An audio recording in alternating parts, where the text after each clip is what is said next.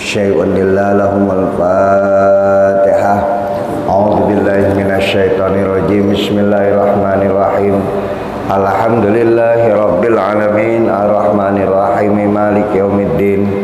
Iyyaka na'budu wa iyyaka nasta'in. Ihdinas siratal mustaqim, siratal ladzina an'amta 'alaihim ghairil maghdubi 'alaihim waladdallin.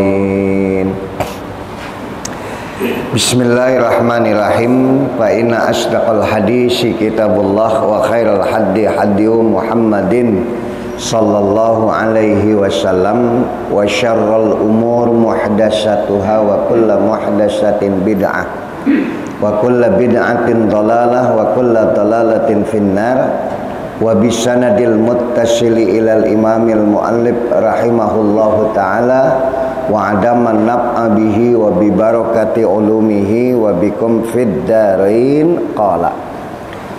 Subuh ini saya akan bacakan sebuah hadis yang diriwayatkan daripada Ahmad Baihaqi an Ibni Malik al-Ash'ari, ya, di mana hadis ini berkaitan tentang amal-amal ibadah kita.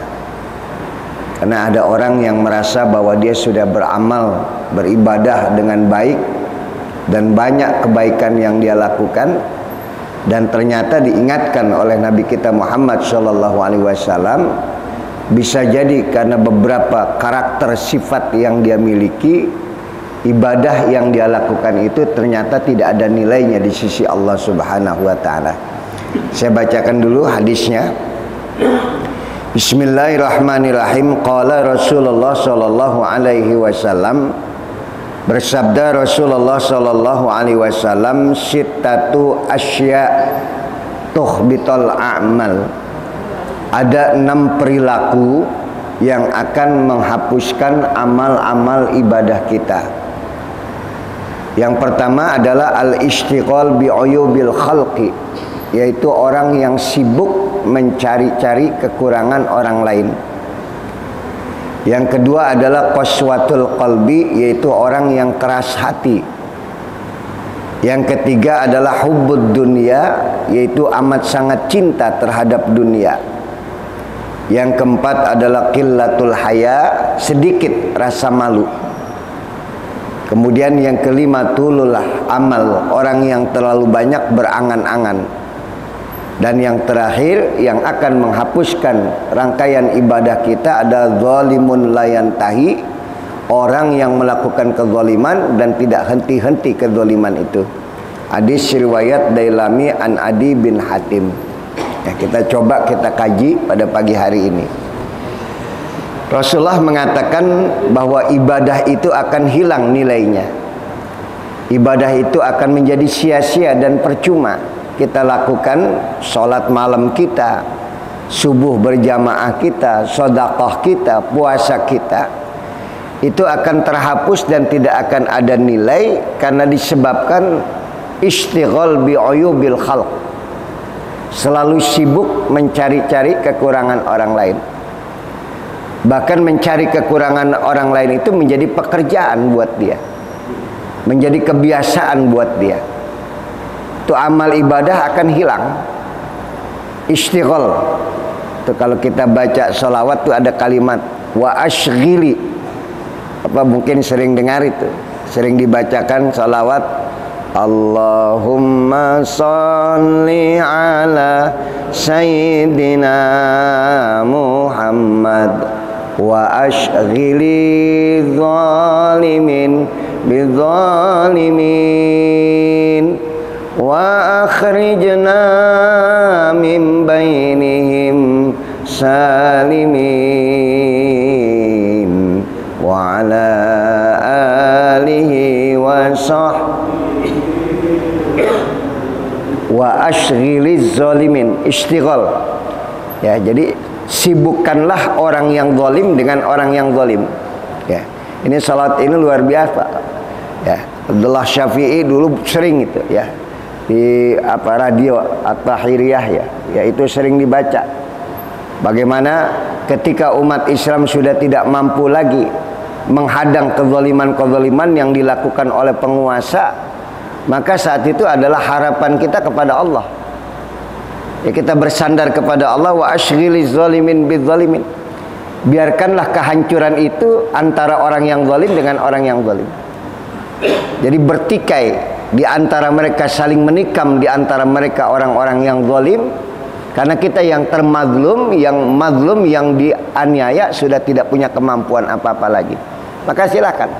Dia punya segala-galanya, dia mau melakukan apa saja dia bisa lakukan. Maka pada akhirnya kita hanya bersandar kepada Allah. Wa ashghiliz zalimin bidzalimin. Sibukkanlah orang yang zalim dengan orang yang zalim. Wa akhrijna min bainihim salimin. Keluarkanlah ya Allah kami dari kelompok orang-orang yang zalim dengan selamat. Ini yang dibaca dulu sholawat ini oleh Kiai Abdullah Syafi'i. Ya, kita sering dengar masih kecil. Nah, di sini ada kalimat istighol. Apa itu istighol? Sibukkanlah. Orang yang selalu sibuk bi'uyubil khalqi, dengan aib-aib orang lain. Dengan kekurangan orang lain itu menjadi pekerjaan, maka sayang. Orang yang perilakunya seperti ini, ibadahnya, puasanya, sholatnya itu akan menjadi sia-sia. Maaf ini Pak, buzzer-buzzer itu kan kerjaan Pak. Pekerjaan dia itu hanya mencari kekurangan orang lain dan dia dibayar. Maka ibadah yang dia lakukan, dari mulai dia kecil sampai dia melakukan itu akan menjadi sia-sia. Nggak ada nilainya di sisi Allah. Istighal, ya. Bahkan kalau dia tidak mendapatkan kekurangan orang lain, dia fitnah orang tadi. Ini yang terkadang mereka tidak sadar, atau kita barangkali ya, tidak menyadari kalau kita yang senang mencari kekurangan orang lain, maka ibadah kita itu akan menjadi sia-sia. Kenapa Ustadz bisa menjadi sia-sia? Ya, kita tidak lagi berpikir tentang ibadah, kita hanya berpikir kepada satu tujuan. Gimana bisa melihat kekurangan orang lain? Ini yang paling bahaya Pak, penyakit ini. Maka Rasulullah mengatakan, tuba liman syaghalahu aibuhu an uyubin nas. Berbahagialah siapa orang yang berbahagia, liman syaghalahu aibuhu an uyubin nas. Orang yang selalu sibuk mencari-cari kekurangan dirinya dibandingkan dia mencari-cari kekurangan orang lain. Liman syaghalahu aibuhu. Yang nampak di mata dia adalah kekurangannya, bukan kekurangan orang lain. Ini orang yang paling berbahagia kata Nabi. Karena dengan dia bisa mampu melihat kekurangan dirinya, dia akan bisa memperbaiki, bahkan meningkatkan kesempurnaannya sebagai manusia. Tidak lagi dia merasa dirinya yang paling baik, dia terus berusaha. Tapi kalau dia tidak melihat kekurangan dirinya, dia hanya melihat kekurangan orang lain, ini resiko yang dia dapatkan. Dampaknya adalah ibadahnya akan sia-sia. Ya, mudah-mudahan ya kita bisa jaga diri kita dengan sebaik-baiknya ya. Amin ya rabbal alamin. Yang kedua kata Nabi adalah qaswatul qalb, orang yang keras hati ya. Mudah-mudahan ya kita jangan sampai punya hati yang keras disebabkan karena terlalu banyak makan barang-barang yang haram Pak. Rezeki yang kotor, dagangnya nggak benar, usahanya banyak menipu, usahanya banyak berbohong. Lambat laun orang yang seperti ini ya, sifatnya itu akan menjadi, hatinya itu akan menjadi keras. Na'udzubillah min dzalik. Orang kalau sudah keras hati Pak, dia merasa dirinya adalah yang paling benar, orang lain udah salah, dan tidak mau menerima kebenaran dari orang lain karena kekerasan hati. Bal asyaddu qaswah minal hajarah, bahkan hatinya lebih keras daripada batu. Qaswatul qalb, orang yang hatinya keras.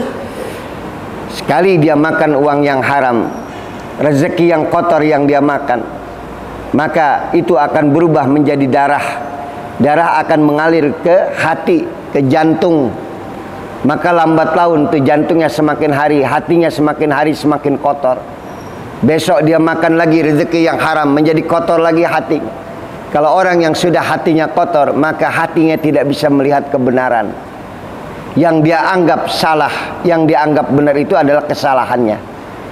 Semua yang dia lakukan, dia anggap adalah yang paling benar. Inilah yang membuat amal ibadah kita tidak menjadi bernilai karena qaswatul qalb, karena kekerasan hati. Banyak Pak kita lihat ya, di antara kita mungkin yang merasa diri paling benar dan tidak bisa menerima kebenaran yang datang dari orang karena disebabkan kebencian yang tertanam bertahun-tahun. Dia sudah benci dengan seseorang, maka dia tidak bisa menerima kebenaran itu. Tapi ketika hatinya sudah tidak lagi punya kekerasan, hatinya menjadi lembut, insya Allah dia bisa melihat kebenaran. Nah di sini ya kebetulan kita masih di dalam bulan Muharram. Bulan Muharram ini kita selalu mendengar kalimat identik ya Muharram itu dengan yatim. Kenapa Muharram dikait-kaitkan dengan yatim? Hijrahnya Nabi tidak lepas daripada keyatimannya, dan kesuksesan Nabi, keberhasilan Nabi karena keyatimannya. Maka di zaman Umar ibn al-Khattab itu pernah beliau mendapatkan surat dari Abu Musa al-Asy'ari itu ya, tidak tahu tanggalnya berapa ya, maka diambillah tadi hijrah itu sebagai bagaimana mengambil tahun baru Islam. Nah tidak lepas daripada keyatiman. Orang yang sudah diyatimkan oleh Allah dan meyatimkan dirinya, dia akan lebih kuat lagi menantang atau menghadapi segala macam cobaan-cobaan dalam hidup. Rasulullah dari kecil sudah alam yajid kayatiman fa'awa. Bukankah aku sudah yatimkan kau Muhammad? Fa'awa, dan aku yang menjaga kamu. Nah maka banyakinlah di bulan Muharram ini kita menyantuni daripada anak-anak yatim kita. Ana wa kafilul yatim bil jannah hakadha. Aku bersama dengan orang yang menanggung kehidupan anak yatim di surga bagaikan jari telunjuk dengan jari tengah.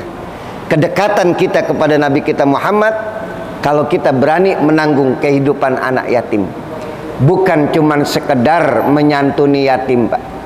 Ini mohon maaf ya kalau cuman setahun sekali, nah itu bukan menanggung kehidupan anak yatim ya, cuman sekedar menyantuni. Tapi yang namanya menanggung kehidupan anak yatim adalah setiap saat ya, dimana kebutuhan anak yatim itu menjadi kewajiban kita. Biasakanlah ya kita berbagi kepada anak-anak yatim yang mereka memang ditakdirkan oleh Allah tidak harus punya orang tua. Dari kecil dia sudah tidak bisa melihat lagi orang tuanya dan tidak ada kebanggaan pada dirinya. Inilah atuhibbu ayyalina qalbak wa tudrik hajatak. Maukah kau dilunakkan hatinya oleh Allah dan hajatmu dikabulkan oleh Allah? Irhamil yatim wamsah ra'sahu.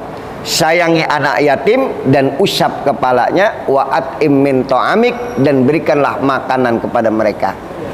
Ya, mudah-mudahan nih ya kita tidak punya sifat keras hati. Insya Allah dengan menyentuh kepala anak yatim dan memberikan makan, Allah akan lunakkan hati kita yang keras. Kemudian selanjutnya adalah yang akan menghapuskan amal ibadah kita adalah qillatul haya.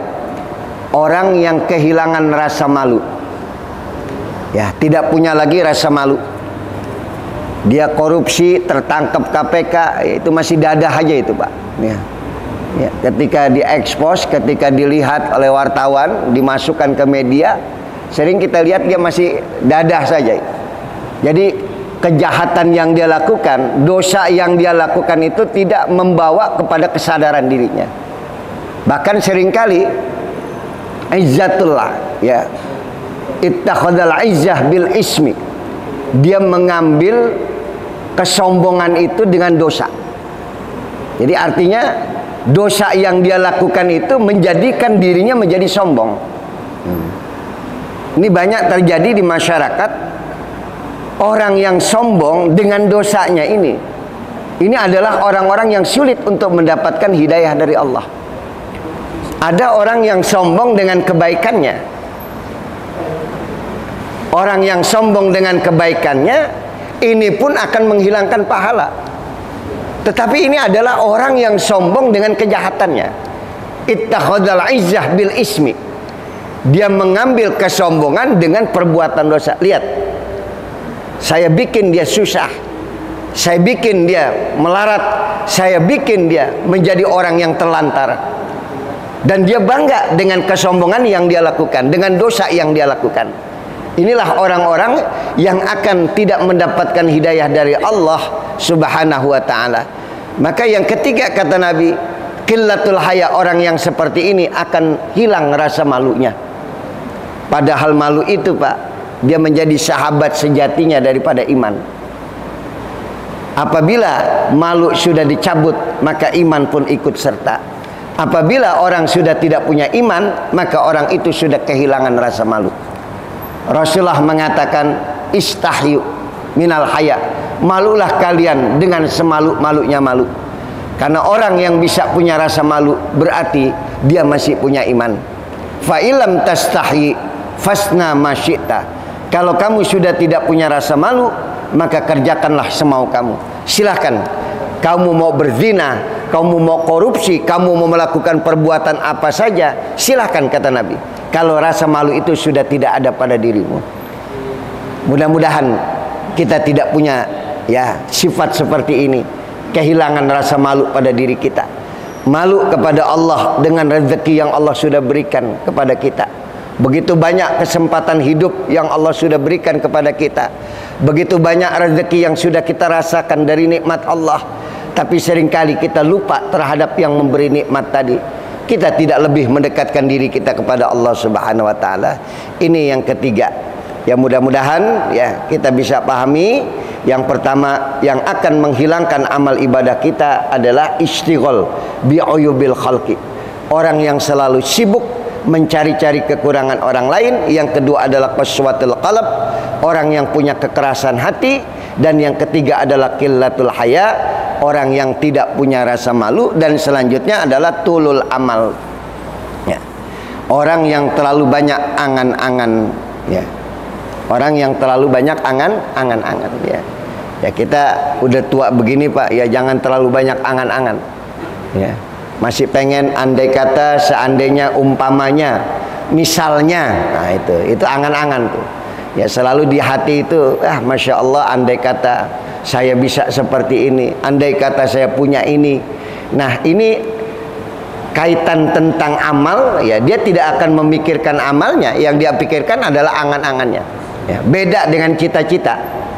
Kalau cita-cita itu ada kemungkinan kita bisa dapat raih. Tapi kalau angan-angan sudah nggak kerja, sudah nggak punya usaha, tapi tadi angan-angannya terlampau tinggi.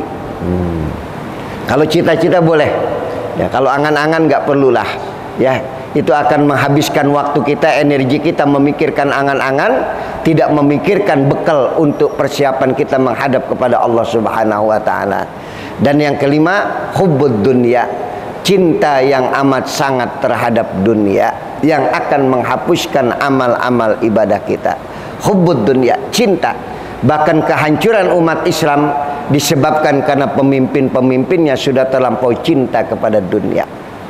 Nabi pernah kasih gambaran, yushiku an tada'alaikumul umam kama tada'al akalatu ala qas'atiha, bahwa nanti di satu zaman umat Islam itu akan hancur dan dihancurkan seperti hidangan yang ada di atas meja.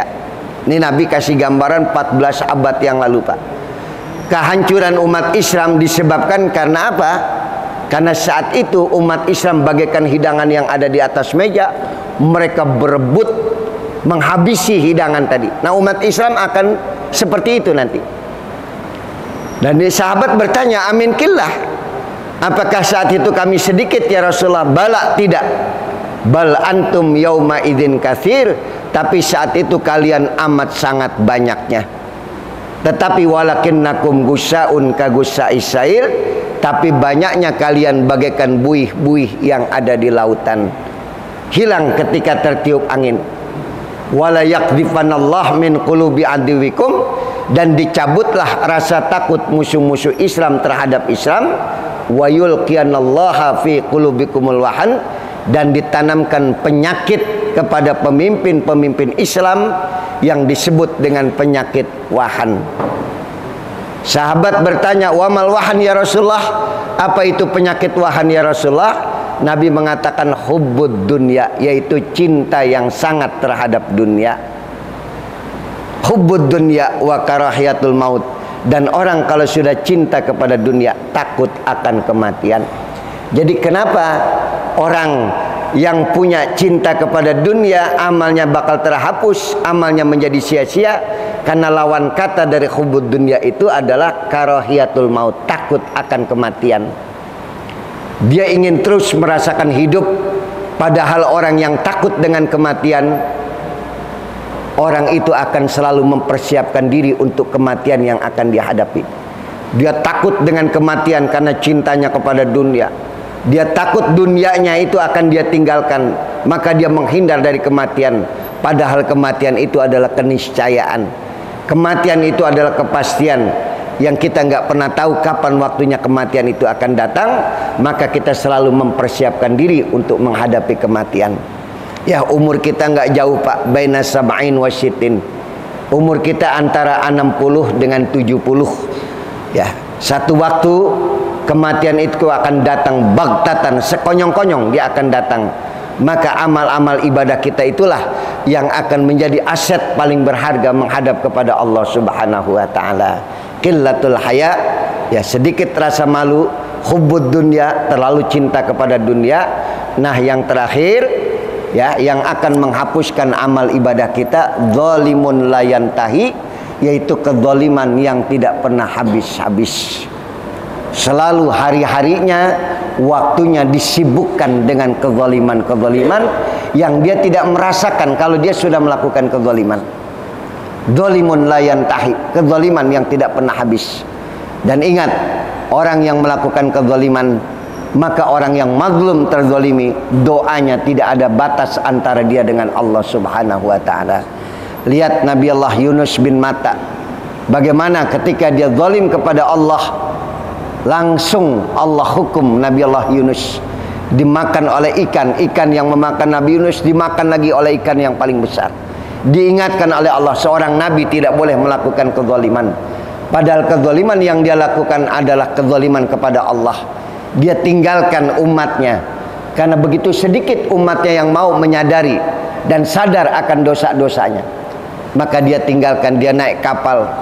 Ternyata kapal kena gelombang. Kemudian nakhoda mengatakan pasti ada orang yang melakukan kezaliman di kapal ini. Maka ini kan menjadi ibrah buat kita Pak. Kalau negeri ini selalu tertimpa bencana, negeri itu digoncang oleh Allah, ditimpa berbagai macam musibah, pasti ada sesuatu di negeri ini yang kita tidak sadari. Apa?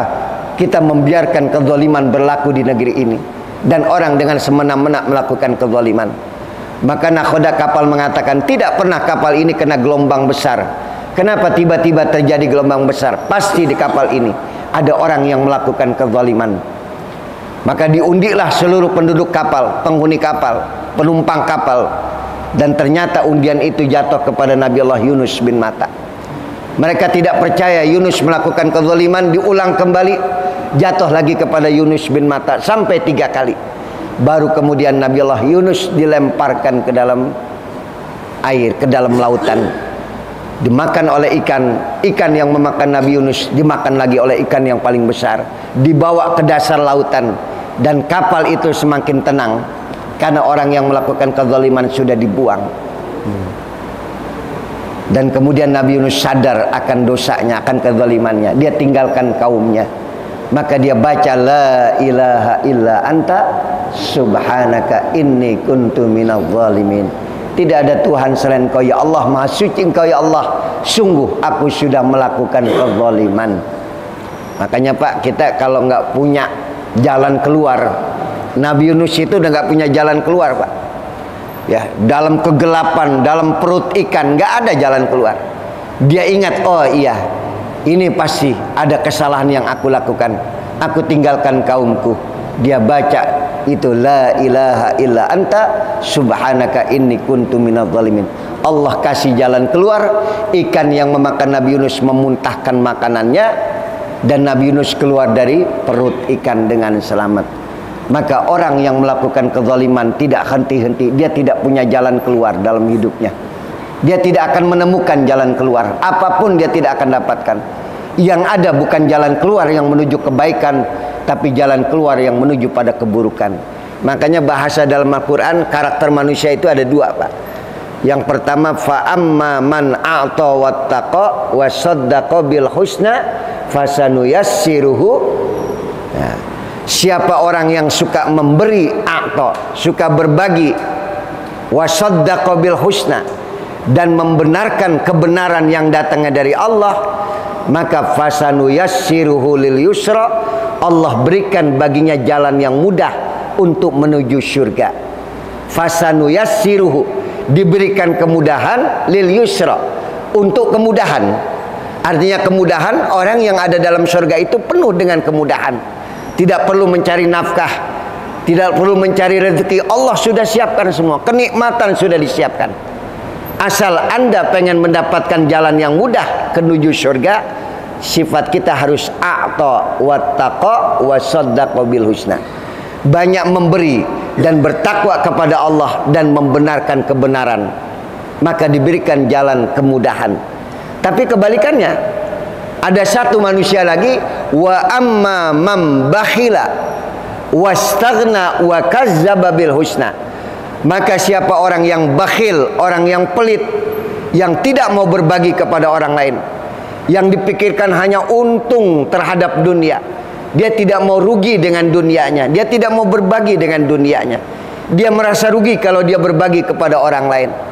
Maka orang-orang yang bakhil, wastaghna, dan dia sombong, tadi ittakhadhal izzah bil ismi, bahkan dia sombong dengan dosa-dosa yang dia lakukan. Maka orang yang bakhil dan sombong, wa kadzdzaba bil husna, dia mendustakan kebenaran yang datangnya dari Allah, dikasih jalan yang mudah juga nih Pak. Fasanuyassiruhu lil usra, diberikan jalan yang mudah menuju nerakanya.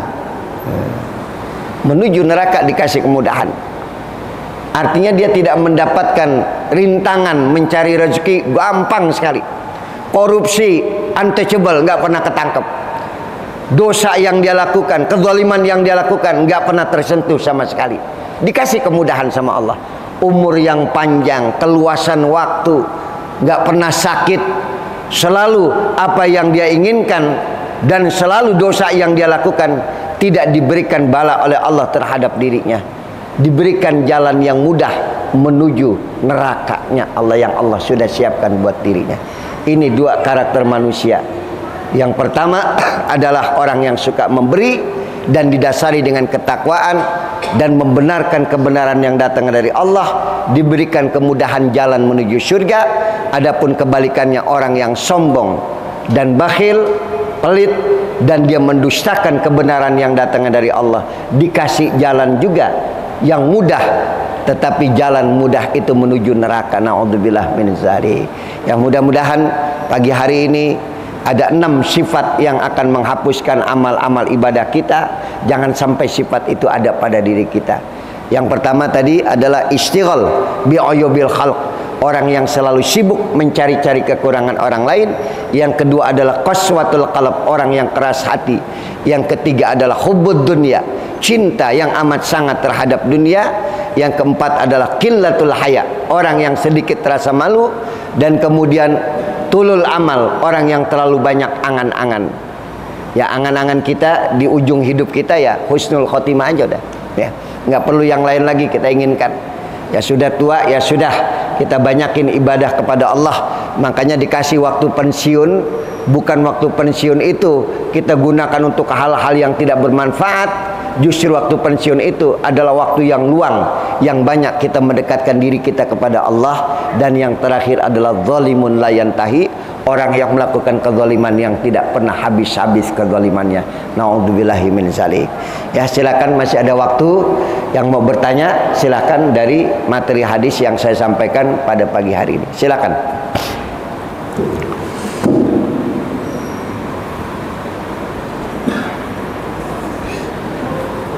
Ada Pak Haji Ike? Ada yang mau ditanyakan? Silakan.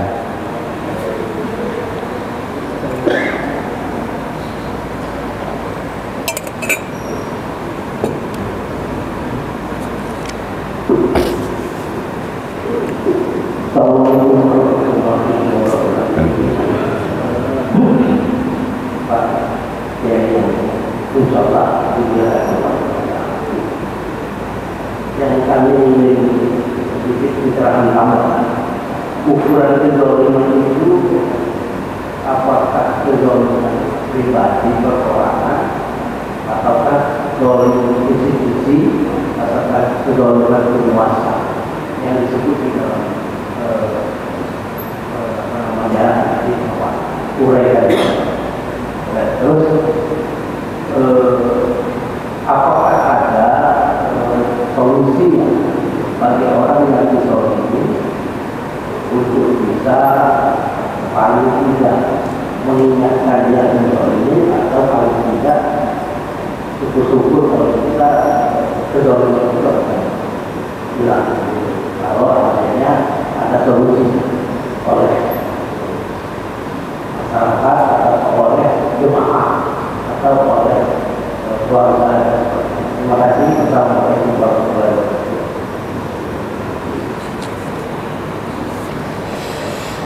Ini pertanyaan orang tua kita, Pak Haji Ke. Kezaliman apa yang dimaksud dalam hadis ini ya? Kalau kita lihat Nabiullah Yunus bin Matta, dia zalim kepada Tuhannya. Karena kewajiban yang harus dia jalani ternyata dia tinggalkan. Dia zalim sudah terhadap Tuhannya. Ini zalim perorangan ya, antara dia dengan Allah.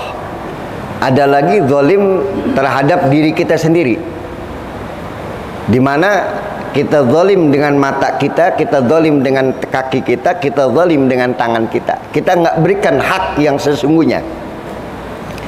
Mata lebih banyak ngelihat YouTube, lebih banyak ngelihat WA dibandingkan dengan Al-Quran yang kita baca. Padahal dikasih dua tuh mata agar ada keseimbangan. Ada bagian di mana mata kita pakai untuk membaca Al-Quran, ada bagian mata kita pakaikan untuk istirahat, tidur. Ada mata barangkali kita melihat keindahan yang Allah ciptakan. Tapi kalau cuma melulu mata itu hanya buat kenikmatan-kenikmatan dunia, berarti kita sudah zalim terhadap diri kita sendiri. Termasuk kaki, Pak. Ya, kaki kita, waduh itu kalau udah ibu-ibu, ya bukan ibu-ibu di sinilah, ya kan. Itu kalau udah ke Tanah Abang, itu dari pagi sampai sore itu muter dari lantai 1 sampai lantai 6 kuat, Pak. Tapi kalau dipakai buat ngaji itu beratnya luar biasa. Berarti kita sudah zalim terhadap diri kita sendiri. Ada bagian kaki yang kita pakai untuk kenikmatan, ada bagian kaki yang kita pakai untuk ibadah kepada Allah. Maka Rasulullah SAW, Pak, ibadahnya sedemikian luar biasa sampai bengkak kakinya karena terlalu lama berdiri. Dan Nabi larang itu buat umatnya, nggak boleh. Karena Nabi berbeda dengan kita. Dan bagian yang dilakukan itu oleh Nabi adalah bentuk rasa syukur kepada Allah.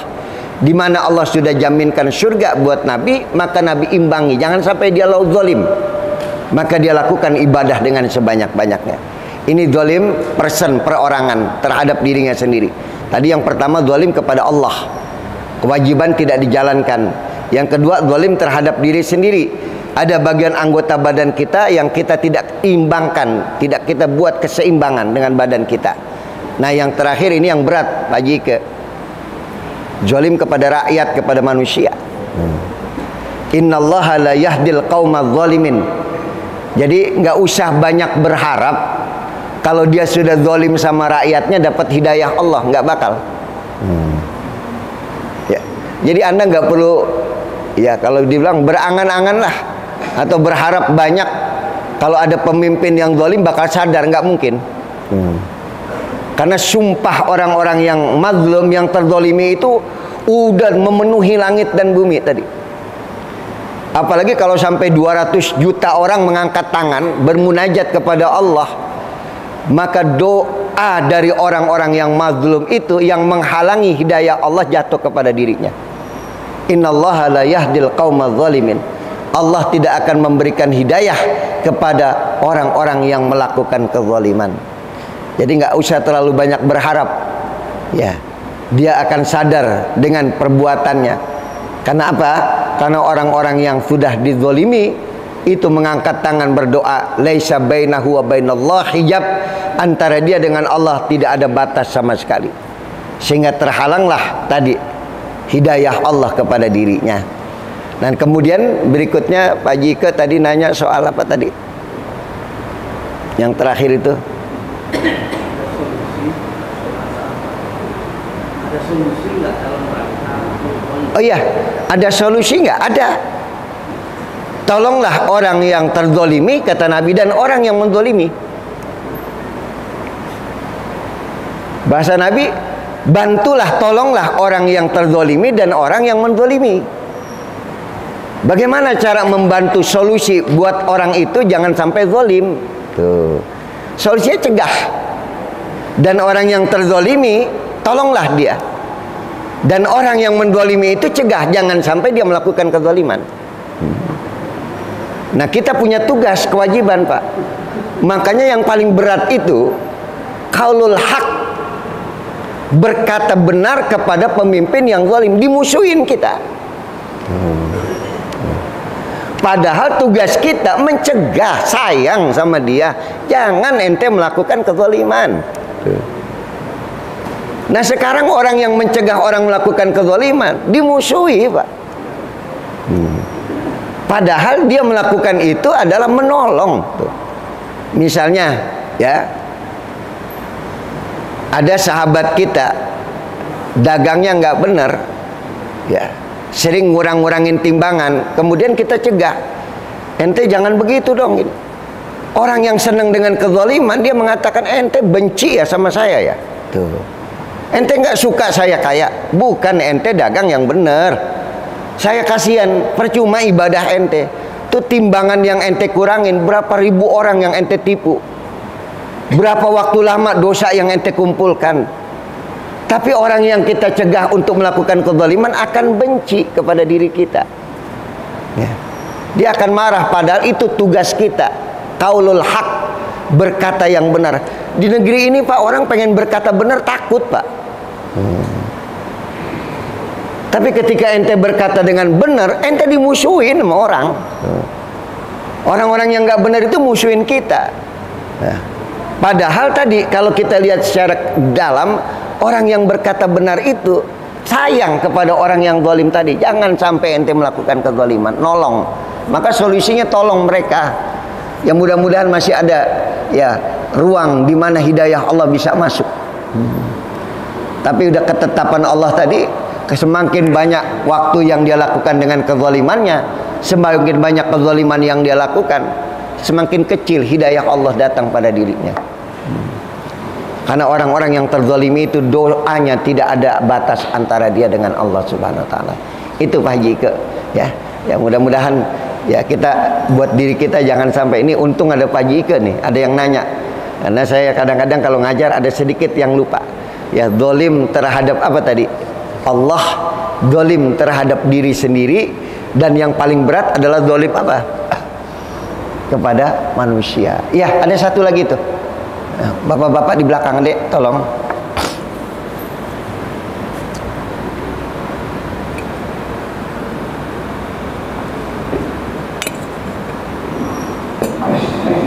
Bismillahirrahmanirrahim. Assalamualaikum warahmatullahi wabarakatuh. Pak Ustadz, saya mau nanya masalah zolim mengenai, mungkin bapak-bapak semua ini kan sudah pegang HP juga, Pak, ya. Masalah Panji Gumilang, Pak.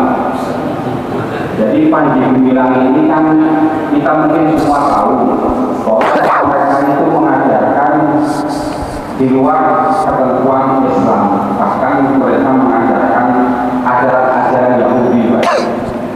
Nah, ini menurut Pak Ustadz, ini termasuk dia ini kategori zolim terhadap dirinya, atau zolim terhadap santri-santrinya, atau zolim terhadap umat Islam yang ada di Indonesia ini, Pak Ustadz.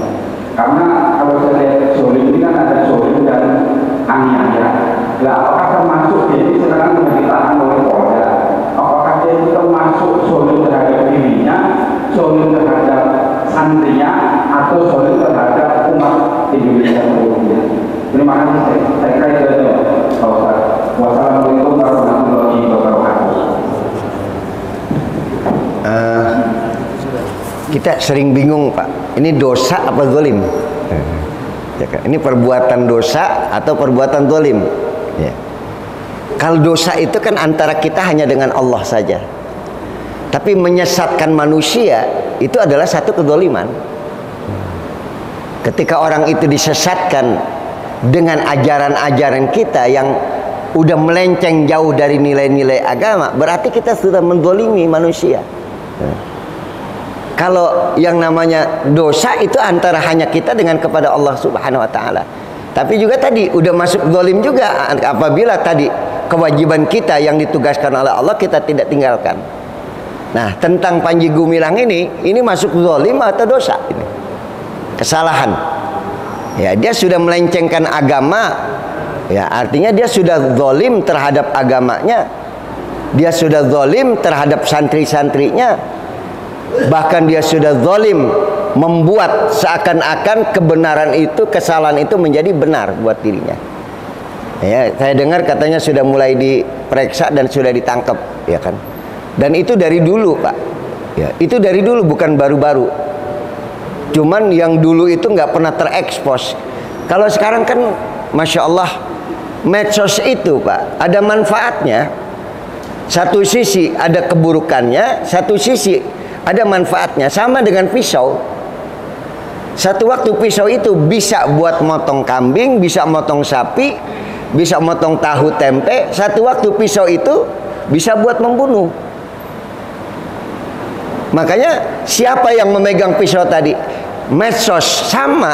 Satu waktu orang bisa bahaya dengan media massa yang dia pegang atau handphone yang dia pegang. Tapi satu waktu itu bisa bermanfaat. Sekarang itu gampang, Pak. Begitu ngelihat sesuatu yang tidak layak, tidak mesti terjadi, viralkan, selesai, sudah. Begitu Anda viralkan, semua orang bisa lihat. Dulu medsos nggak seperti sekarang. Padahal kejadian itu udah dari dulu, Pak. Tapi begitu diekspos sekarang ini, mau apa lagi kalau sudah semua orang tahu? Kalau tidak ditindak, maka tadi dia sudah membiarkan kezaliman, dia sudah membiarkan satu perbuatan yang menyimpang. Udah zalim lagi sama rakyat kalau nggak ditindak sama sekali. Maka itu tadi, ya, syukur kalau medsos itu bisa jadi kebaikan buat kita. Makanya alhamdulillah kalau bisa memanfaatkan teknologi yang ada untuk kebaikan. Tapi hati-hati, itu bisa jadi dajjal juga, Pak. Fitnah. Kalau dulu dajjal sekali melangkah satu negeri terlampaui, sekarang fitnah itu dikeluarkan di medsos, dikeluarkan di handphone atau di-upload. Itu nggak sampai berapa menit sudah menyebar kemana-mana. Jadi itu bisa jadi tergantung the man behind gun tadi, ya. Siapa di belakang pistol tadi, siapa di belakang handphone tadi. Ya, kalau dia adalah orang baik, dia upload tadi. Untuk kalau kejahatan itu tidak tersentuh, untouchable, nggak pernah bisa diinikan, maka keluarkan, viralkan, maka semua orang akan tahu dan nanti akan ada, ya, tindakan-tindakan. Ya, itu barangkali tentang, ya, Panji Gumilang. Ya, mudah-mudahan, ya Pak, Allah berikan kesadaran kepada kita semuanya. Jangan sampai, ya, kita melakukan satu-satu kezaliman yang akan menghapuskan daripada amal-amal ibadah kita. Ya, cukup ya, mudah-mudahan manfaat. Ada 2 pertanyaan pada pagi hari ini. Al-Fatihah. A'udzubillahi minasyaitonirrajim. Bismillahirrahmanirrahim. Alhamdulillahirabbil alamin arrahmanirrahim maliki yaumiddin. Iyyaka na'budu wa iyyaka nasta'in ihdinas siratal mustaqim siratal ladzina an'amta 'alaihim ghairil maghdubi 'alaihim waladdallin. Kita baca doa kafaratul majlis. Bismillahirrahmanirrahim. Subhanakallahumma bihamdika asyhadu an la ilaha illa anta astaghfiruka wa atubu ilaik. Wassalamualaikum warahmatullahi wabarakatuh.